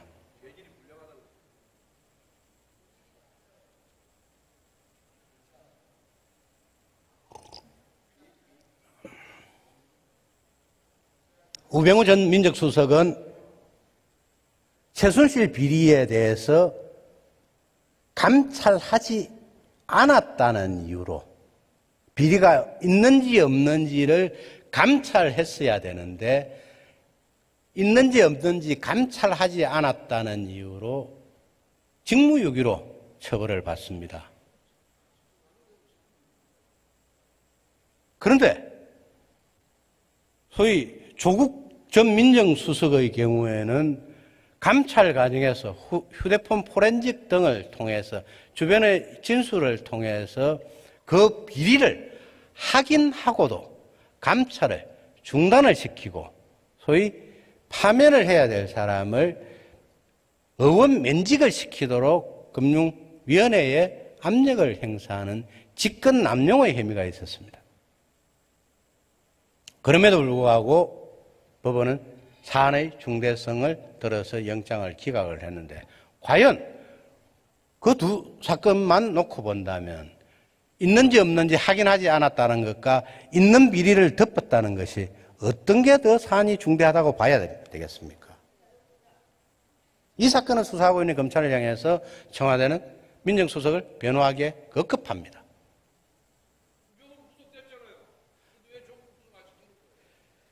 맞습니다. 그런데 만일 공수처가 설치된다면 이 공수처가 청와대의 이러한 압력을 견딜 수 있는 조직이냐? 라는 것에서 의문을 갖지 않을 수 없습니다. 검찰은 2,200명의 검사와 8, 9천 명의 직원으로 이루어진 10,000명이 넘는 조직입니다. 물론 경찰에 비해서는 작은 10분의 1도 안 되는 조직입니다. 그런데 공수처는 100명이 안 되는 조직입니다. 조국 전 민정수석 수사 때 소위 200만 명이 몰려와서 검찰 청사를 에워싸고 검찰 수사를 비판을 했습니다. 만일 공수처가 정권의 입맛에 맞지 않는 수사를 한다고 할 때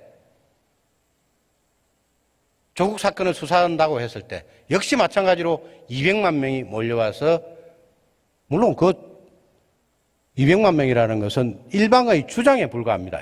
제가 그걸 인정했다는 건 아니고 200만 명이 몰려와서 공수처 100명의 공수처 조직을 에워싸고 했을 때 영속적이지 않는 조직 그러니까 검사는 임기가 없습니다.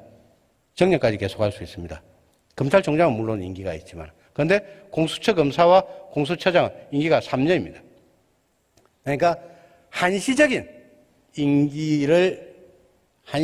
지위를 가진 공수처 검사들이 200만 명의 협박을 물리칠 수 있냐?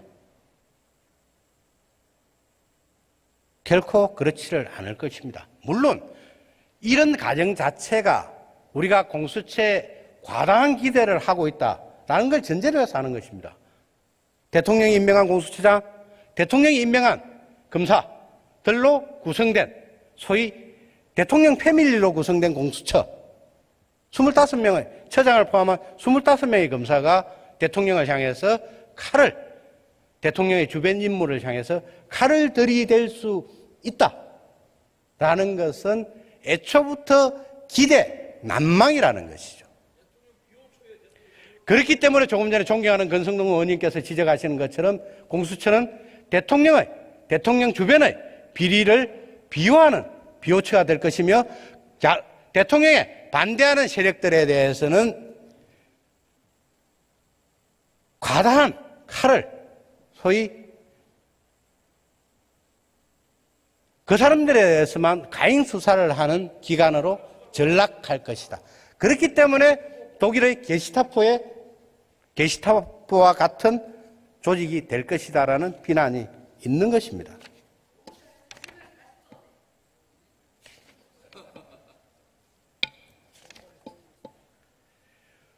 그렇기 때문에 과연 지금 공수처가 필요하냐? 전혀 필요 없다는 거죠. 누차 이야기했지만 무소불위의 권한을 행사하는 검찰을 견제하기 위해서, 고위공직자 비리에 대해서 눈을 감는 검찰을 견제하기 위해서 공수처가 필요하다는 주장을 해왔습니다. 그런데 소위 패스트트랙에 올려진 검경수사권 조정안에 따르면 검찰의 많은 부분들이 경찰로 이관되게 됩니다. 무소불위의 경찰기관이 탄생하게 됩니다. 조금 전에 말씀드린 것처럼 검찰은 만여 명으로 구성이 되지만 경찰은 10만 명의 구성으로 구성된 거대한 조직입니다.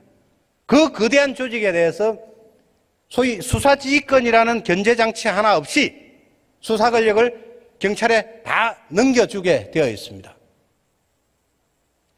그렇기 때문에 검찰을 향해서 무소불위의 권한을 행사하고 있다는 비판도 앞으로는 없어지게 될 것입니다. 그리고 조금 전에 말씀드린 것처럼 지금까지 단 한 번도 보지 못하는 검찰을 경험하고 있는 현재, 살아있는 권력을 향해서 칼을 휘두르고 있는 검찰, 그것도 대통령의 당부에 따라서, 간곡한 당부에 따라서 살아있는 권력을 향해서 칼을 휘두르고 있는 검찰이 있다면 우리 국민들은 더 이상 공수처가 필요 없는 시대가 왔다라고 판단을 하는 것입니다. 그렇기 때문에 우리 자유한국당은 많은 국민들과 함께 공수처 설치를 결사 반대하고 있는 것입니다. 그걸 모르기 때문이죠. 그런 공수처를, 국민이 원하는 공수처와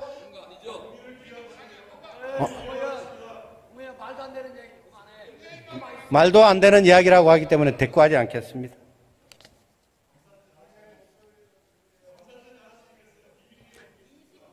잘했습니다. 예. 그런데 말씀드린 것처럼 소위 공수처는 대통령께서 그토록 강조했던 민주적 통계에서도 벗어나 있습니다. 공수처에 대해서 어느 누구도 견제할 수 없는 겁니다. 왜 박근혜 얘기하고 싹가는 얘기하고 있어? 그러니까 노무현 얘기하는 거 아니야? 너나 잘해, 사람. 자, 네. 대통령은 공수처장 임명을 통해서 공수처를 장악하려고 할 것입니다. 공수처법은 국회 내에 공수처장 추천위원회를 구성하도록 하고 7명의 위원을 배치하도록 하고 7명의 위원으로 구성하도록 하고 있습니다. 그런데 그 7명의 추천위원들 중에서 법무부 장관도 있고 법원 행정처장도 있고 여당에서 추천한 2명이라고 했습니다. 그런데 새벽에 제 주옥 같은 말씀을 듣지 못한 국민들을 향해서 다시 한번 말씀을 드린 겁니다. 내가 시간을 어떻게 쓰는지는 제가 결정을 합니다. 그러니까 그만하라 말하는 말씀을 삼가해 주시길 바랍니다. 언제 저희들이 민주당 의원님들을 향해서 그만하라고 이야기를 한 적이 있습니까? 안 들으시면 됩니다.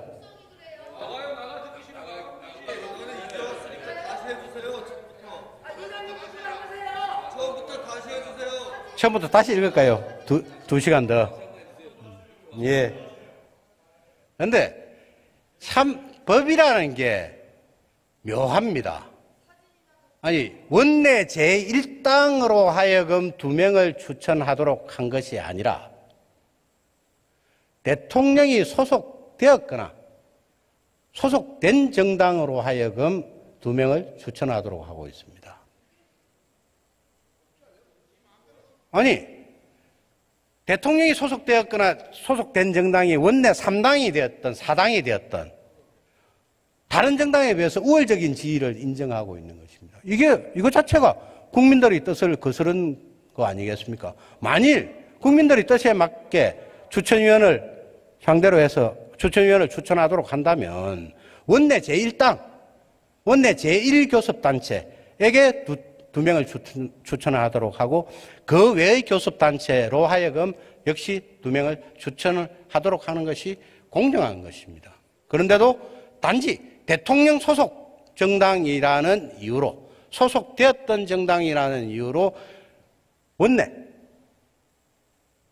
분포와 관계없이 두 명을 우월적으로 추천한 것 자체가 위헌적인 소치가 있는 것 아니겠습니까? 그러니까 여당이라고 표현 안 했어요.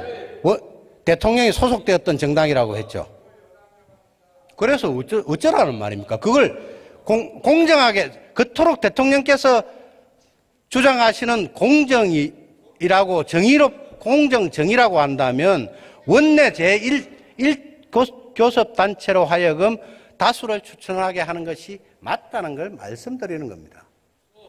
그걸 제가 여당이니 야당이니 용어를 모르기 때문에 모른다고 생각하고 그렇게 가르쳐 주실 필요는 없습니다. 그러니까 결국은 7명의 위원 중 대다수를 대통령과 여당 성향 인사로 해가지고 공수처장 임명을 마음대로 하겠다는 겁니다. 결국은 대통령의 입맛에 맞는 공수처장, 대통령의 입맛에 맞는 검사를 통해서 공수처를 장악해서 정권 비리의 은폐처를 만들겠다고 하는 의도에 다름없습니다. 가장 큰 문제는 공수처로 하여금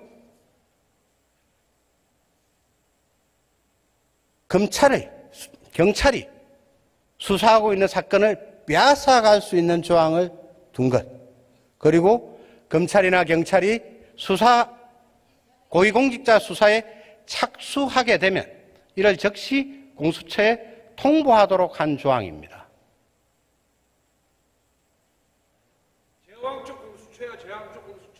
이거는 공수처법 수정안에 갑자기 포함된 건데 24조 2항이 다른 수사기관이 범죄를 수사하는 과정에서 고위공직자의 범죄를 인지한 경우에는 그 사실을 즉시 수사처에 통보하여야 한다라고 규정을 하고 있습니다.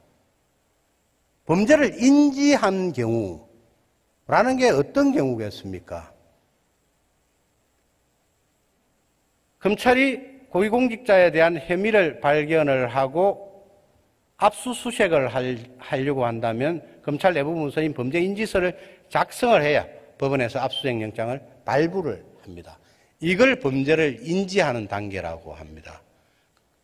바로 수사의 최초 단계, 수사 착수 단계에서 검찰이 공수처에 A라는 고위공직자에 대해서 수사를 하고 있다는 사실을 통보해야 됩니다. 왜 이렇게 통보를 하고 있겠습니까? 그거는 수사처의 범죄 수사와 중복되는 다른 수사기관의 범죄 수사는 처장이 이첩을 요청하는 경우 해당 수사기관은 이에 응하여야 한다라는 규정과 결부해 보면 그 뜻은 분명합니다. 검찰이 수사하고 있는 걸 경찰이 수사하고 있는 고위공직자 수사를 빼앗아 가기 위한 조항입니다. 독자적으로는 고위공직자에 대한 수사를 범죄의 단서를 발견할 수 없는 공수처로서는 이 조항이 없다면 생존 자체가 불가능할 것입니다. 생존을 하고자 한다면 특정 공무원에 대한 특정 야당 국회의원에 대한 불법적인 미행, 사찰 등의 방법밖에 없기 때문입니다. 이는 검찰이나 경찰 등 기존의 수사기관에서 고위공직자를 수사하는 방법이 기업 비리든 일반 국민들을 상대로 한 수사에서 구청 공무원에게 또는 어느 부처의 과장에게 뇌물을 제공한 사실을 발견했을 때만 가능한데 공수처는 하위 공무원에 대한 수사권이나 일반 국민에 대한 수사권이 없기 때문에 이런 고위공직자의 부패 범죄에 대한 수사의 단서를 발견할 수밖에 없기 때문에 검찰이나 경찰이 애써서 발견한 그 수사의 단서를 공수처가 고스란히 빼앗아가기 위해서 이런 조항을 뒀고 그 인물이 검찰의 수사 대상이 된 인물이 정권의 핵심 인물이라면 그 사건을 빼앗아가서 수사를 더 이상 할 수 없도록 만들기 위해서 이런 조항을 두었다고 생각을 합니다. 그런 게 우리 국민들의 일반적인 평가입니다. 국민 여러분들께서 다 알고 계시는 것처럼 지난 8월 이후 진행되었던 조국 전 민정수석 일가에 대한 수사, 청와대 울산시장 하명 수사 의혹, 유재수 감찰 무마 의혹 등도 모두 수사 착수 단계에서 검찰이 공수처에 통보를 해야 됩니다. 되고 공수처가 그 사건을 보내라 라고 하면 검찰로서는 그 사건을 공수처에 이첩하지 않을 수 없도록 만드는 것이 현재의 공수처법 수정안입니다. 이런 사건을 이첩받은 공수처는 과연 어떠한 조치를 취하겠습니까? 조금 전에 말씀드린 것처럼 정권 전체가 혼연일체가 되어서 검찰을 급박했던 전례에 비추어 볼 때 결국 대통령은 공수처를 향해서도 똑같은 말씀을 하실 것이고 정부 여당 관계자들도 똑같은 말씀을 하실 것입니다. 100명이 안 되는 인력을 가진 공수처가 과연 이런 수사를 할 수 있냐? 수사를 할 의지가 있냐? 라고 했을 때 저는 불가능하다고 생각합니다. 왜? 공수처장도 며칠 전에 대통령께서 직접 임명하신 사람이고 수사처 검사도 대통령께서 직접 임명하신 검사들입니다. 이런 사람들로 구성된 공수처가 과연 대통령의 30년 지기 친구 관련 사건, 또 10여 년 된 동생 관련 사건을 수사를 할 수 있다라고 믿는 사람은 지극히 순진무구하거나 권력기관의 생리를 모르는 사람이라고 할 수밖에 없습니다. 그렇기 때문에 이런 소위 수사 착수 단계에서의 통보조항, 수사 이첩조항은 공수처법의 가장 대표적인 독소조항입니다. 그리고 이런 조항은 공수처를 검찰이나 경찰의 상위 단계, 그러니까 사정수사를 컨트롤하는 컨트롤 타워, 상급기관으로 만들어주고 있습니다. 검찰총장은 헌법에 검찰총장을 임명할 때는 국무회의의 심의를 거치도록 하고 있습니다. 그리고 검사는 헌법에 2차례나 등장을 합니다. 주거지 압수수색 관련 영장 청구, 인신구속에 관한 영장 신청 단계에서 검사의 신청에 따라 법원이 발부한 영장이라는 표현으로 해서 검찰총장과 검사, 즉 검찰을 헌법에 규정을 하고 있습니다. 그런데 공수처는 헌법에 그 단 한 줄도 나오지를 않습니다. 우리 헌법은 공수처라는 기형적인 조직을 예정하지 않았기 때문이에요. 헌법에 규정되어 있는 검찰기관을 아무런 헌법적인 근거가 없이 만들어지는 공수처를 검찰보다 상위에 두는 공수처 이 24조는 전행적인 독소조항이고 사정수사를 대통령이 직접 컨트롤하겠다는 의도와 다름 아니다라고 하는 것입니다. 그렇기 때문에 대검찰청도 중대한 독소조항이 포함되어 있다고 굉장히 반발하고 있습니다. 그런데 이러한 조항에 대해서 소위 이 수사 착수시 통보 조항이라는 것은 수사의 밀행성을 보장할 수 없는 조항이기 때문에 고등법원 부장판사 한 분도 이렇게 지적을 했습니다.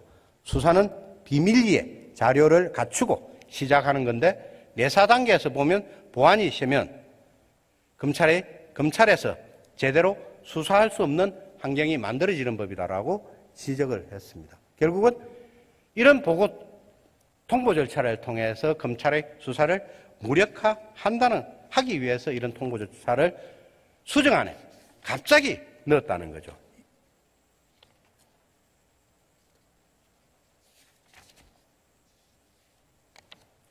공수처법 수정안은 공수처에 규칙 제정권도 부여하고 있습니다. 특정 기관이 규칙 제정권을 부여받으려면 헌법에 그 규정이 있어야 됩니다. 헌법상 규칙 제정권이 부여된 기관은 국회나 법원이나 헌법재판소나 중앙선거관리위원회밖에 없습니다. 물론 정부도 있습니다. 행정각부도 있는데 이런 기관들은 법률에 저촉되지 않는 범위 내에서 내부 규율과 사무처리에 관한 규칙들을 제정할 수 있습니다. 그런데 갑자기 헌법에 아무런 규정이 없는 공수처의 규칙 제정권이 수정안을 통해서 갑자기 들어왔습니다.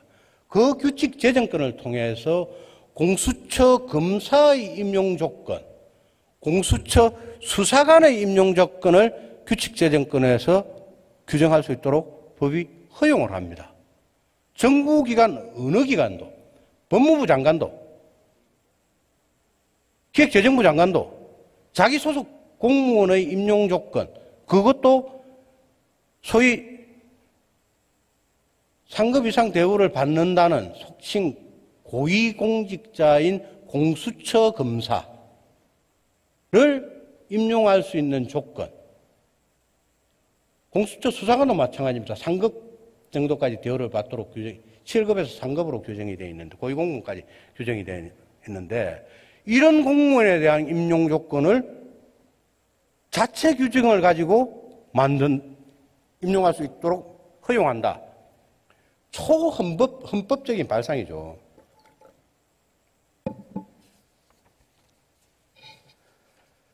공수처는 우리 헌법이 예정하지 않은 반부패 기구입니다. 그것도 기형적인 기구입니다. 국민 여러분들께서는 하이에나라는 동물을 알고 계실 겁니다. 하이에나는 자신이 스스로 사냥을 하지를 않고 사자 등 다른 동물이 사냥한 사냥감을 가로채는 동물입니다. 공수처 법안을 살펴볼 때 이처럼 공수처는 하이에나처럼 다른 기관이 수사하고 있는 사건들을 가로채서 자신의 먹잇감으로 삼는 하이에나 같은 조직입니다. 한편으로는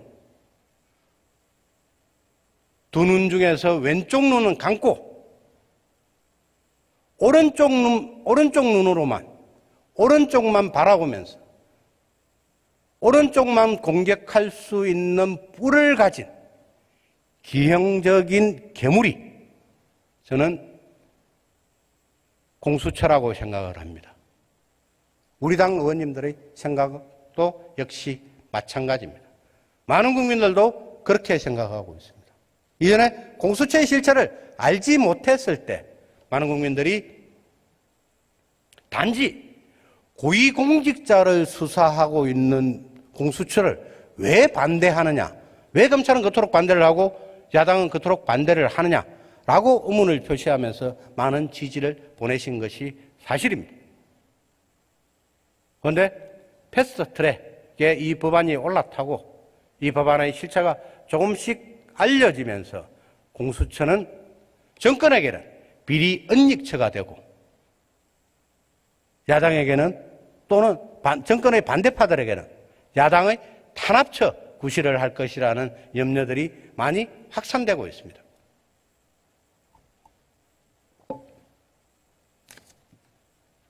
국민들께서, 우리 국민 여러분들께서 공수처의 실체에 관해서 저희들이 걱정하시는 사항을 좀 더 아시고, 그리고 공수처를 막아 주시는데 많은 힘을 보태어 주실 것을 당부드립니다. 저희 자유한국당이 국민 여러분들의 기대에 미치지 못했던 많은 부분들이 있다는 것은 저희들도 인정을 하고 있습니다. 그렇지만은 이 선거법과 공수처법을 막아내지 못한다면 우리 대한민국의 미래는 없다고 생각이 됩니다. 저희들 깊이 반성하고 대한민국의 새로운 미래를 위해서 국민 여러분들과 함께 항상 노력하겠다는 당부를 드리면서 공수처법 그리고 검경수사권 조정에 관해서 저희 자유한국당에 대해서 많은 성원을 보내주시기를 당부드립니다. 지금까지 경청해 주셔서 감사합니다. 감사합니다.